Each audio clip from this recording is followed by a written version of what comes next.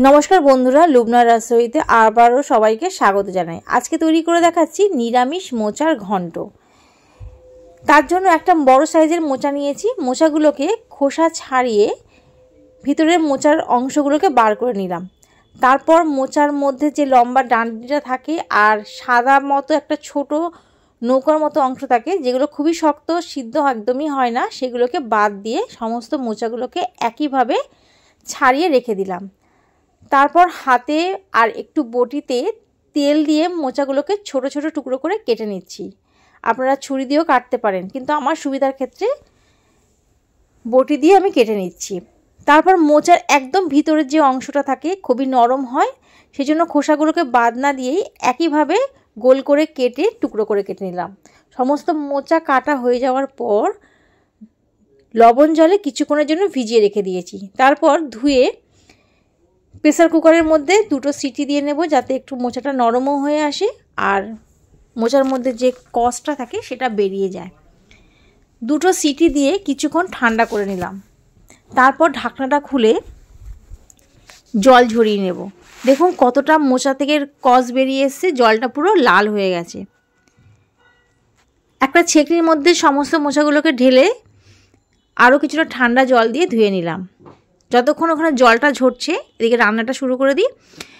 কড়াই গরম হয়ে যাওয়ার পর সর্ষের তেল দিলাম। তেলটা যখন গরম হয়ে গেছে তখন তার মধ্যে ডুমো করে কেটে রাখা আলু আর তার মধ্যে লবণ আর হলুদ দিয়ে ভালো করে একটু ভাজা করে নিচ্ছি মিডিয়াম ফ্লেমে। 2 মিনিট মতো ভাজা করে নিলেই আলুর মধ্যে একটা সুন্দর রং চলে আসে আর অনেকটা নরমও হয়ে আসে। ওই একই তেলে আরও কিছুটা তেল যোগ করলাম। তেলটা গরম হয়ে যেতে ফোড়নে দিলাম একটা তেজপাতাকে মাঝখান থেকে চিড়ে, হাফ লঙ্কাকে মাঝখান থেকে 2 ফাটি করে দিয়ে দিলাম। হাফ চামচ গোটা জিরে আর গোটা গরম মশলা, যার মধ্যে 2টো এলাচ, 2টো লবঙ্গ আর হাফ ইঞ্চি দালচিনি আছে। ফোড়ন থেকে মিষ্টি গন্ধ ছেড়ে দিয়েছে, একদম লো ফ্লেমে করে দিয়েছি। তারপর দিয়ে দিলাম হাফ চামচ আদা বাটা আর 3টে কি 4টে লঙ্কাকে আমি গ্রেট করে নিয়েছি, সেই লঙ্কা কুচিকে দিয়ে দিলাম একটা মিডিয়াম সাইজের টমেটোটাকে দিয়ে ভালো করে মিশিয়ে নিয়েছি। যখন একটু নরম হয়ে আসতে শুরু করেছে তাতে দিয়ে দিলাম হলুদ গুঁড়ো হাফ চামচ, জিরের গুঁড়ো হাফ চামচ, ধনের গুঁড়ো 1 চামচ, লঙ্কার গুঁড়ো হাফ চামচ আর লবণ স্বাদ মতো। সব কিছুকে দিয়ে খুব ভালো করে মিশিয়ে নিলাম। তারপর কিছুটা জল দিয়ে এটাকে নরম করার জন্য ঢাকনা চাপা দিয়ে রেখে দিলাম 5 মিনিটের জন্য।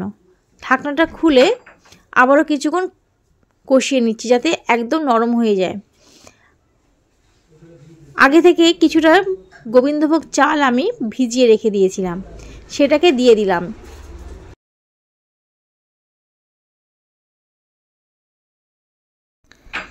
গোবিন্দভোগ চাল দিয়ে কিছুক্ষণ কষিয়ে নিচ্ছি। এই চালটা দিলে এই রান্নার স্বাদ খুবই বেড়ে যায়। একবার অবশ্যই আপনারা এরকমভাবে রান্না করে দেখে নেবেন। কিছুক্ষণ কষানোর পর এবার ভেজে রাখা আলুগুলোকে দিয়ে আবারও একটু কষিয়ে নিচ্ছি। তারপর জল ঝরানো যে মোচাটা ছিল সেটা দিয়ে দিলাম, দিয়ে খুব ভালো মতো মিশিয়ে নিচ্ছি। এখন গ্যাসের ফ্লেমটা আমি হাইতে করে দিয়েছি। তারপর কিছুক্ষণের জন্য ঢাকনা চাপা দিয়ে দিয়েছিলাম যাতে সমস্ত মশলার সাথে মোচাটা মিশে যায়। ঢাকনাটা খুলে আবারও একটু মিশিয়ে দিচ্ছি আর আলুগুলোকে একটু ভেঙে দিচ্ছি।